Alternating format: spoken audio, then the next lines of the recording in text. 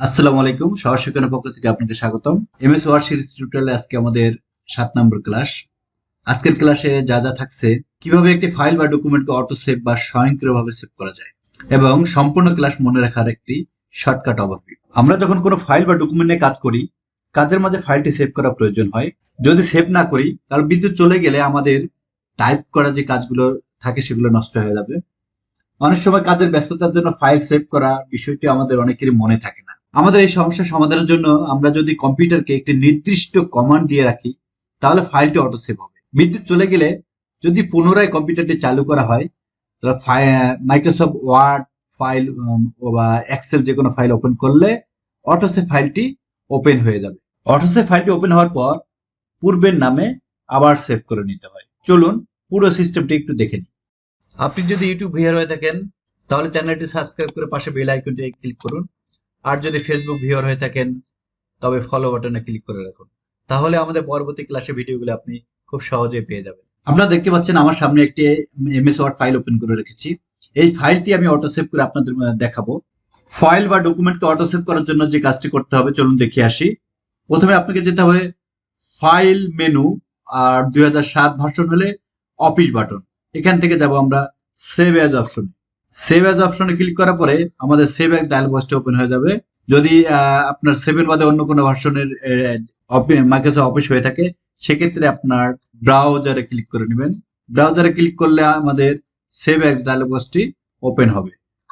আপনারা দেখতে পাচ্ছেন আমার সামনে ডায়ালগ বক্সটা ওপেন হয়ে গেছে। এই ডায়ালগ বক্সটির নাম হলো সেভ অ্যাজ ডায়ালগ বক্স। এখান থেকে আমরা যাব টুলস বাটনে। টুলস বাটনের পাশে একটি ছোট্ট একটি অ্যারো চিহ্ন আছে। এই অ্যারো চিহ্নতে ক্লিক করলে আমাদের কাঙ্ক্ষিত এই সেভ অ্যাজ অপশনটি চলে আসবে। সেভ অ্যাজ অপশনে ক্লিক করলেই আমাদের ওয়ার্ড অপশন ডায়ালগ বক্সটি ওপেন হয়ে যাবে। ওয়ার্ড অপশন ডায়ালগ বক্সে এসে যে কাজটি করতে হবে সেটি হলো, আমরা এখানে দেখতে পাচ্ছি সেভ ডকুমেন্টস। সেভ ডকুমেন্টস এর নিচেই save auto recovery information every minutes, এখানে একটি কথা দেখতে পাচ্ছি।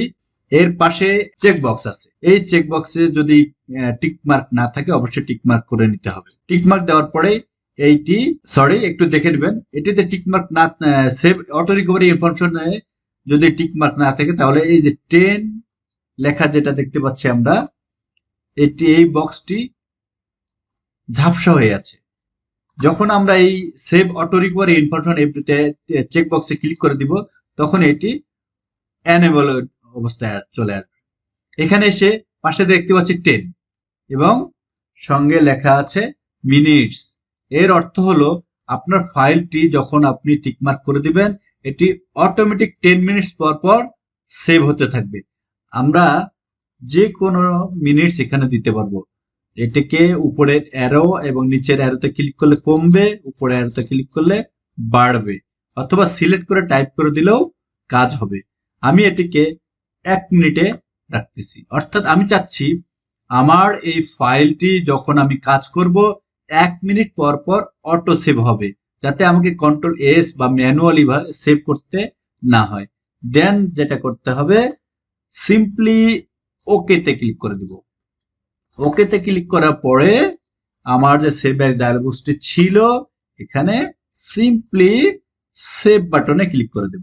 দেন ফাইলটি অটো সেভ হয়ে গিয়েছে। এখন যদি আমার ইলেকট্রিসিটি বা ইউপিএস থেকে ব্যাকআপ চলেও যায়, আমি যদি এই ওয়ার্ড ফাইলটি ওপেন করি, সঙ্গে সঙ্গে আমার অটো সেভ ফাইলটি চলে আসবে এবং আমাকে ওই অটো সেভ ফাইলটি ছোট্ট একটি কাজ করে নিতে হবে। তা হলো ফাইলটি আমি যে নামে পূর্বে সেভ করেছিলাম সেম নামে আরেকবার সেভ করে নিতে হবে এবং আমার ওই যতটুকু টাইপ করা ছিল পরবর্তীতে কোনো টাইপ মুছে না গিয়ে পুরো টাইপটাই চলে আসবে। এতক্ষণ আমরা যে ক্লাসটি করলাম, সম্পূর্ণ ক্লাসটি মনে রাখার জন্য আমি আপনাদেরকে শর্টকাট ওভারভিউ দেখিয়ে দিব। আমরা যেভাবে কাজ করেছিলাম তা হলো, প্রথমে ফাইল অথবা অফিস বাটন থেকে সেভ অ্যাজ এ ক্লিক করেছিলাম। সেভ অ্যাজ এ ক্লিক করার পরে টুলস বাটনে ক্লিক করেছি, অর্থাৎ টুলস বাটনের পাশে যে অ্যারোটি আছে সেই অ্যারোতে ক্লিক করে সেভ অপশনে ক্লিক করে দিয়েছিলাম।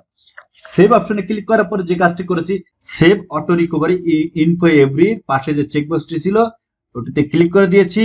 দেন ডান পাশে যে সময়ের ঘরটি ছিল সেখানে কাঙ্ক্ষিত আমাদের চাহিদা মতো সময় সিলেক্ট করে দিয়ে ওকে করার পরে সেভ এক্স ডায়ালগ বক্সটি সেভ করে দিয়েছি।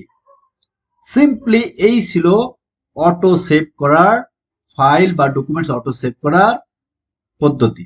আশা করি সকলে বুঝতে পেরেছেন।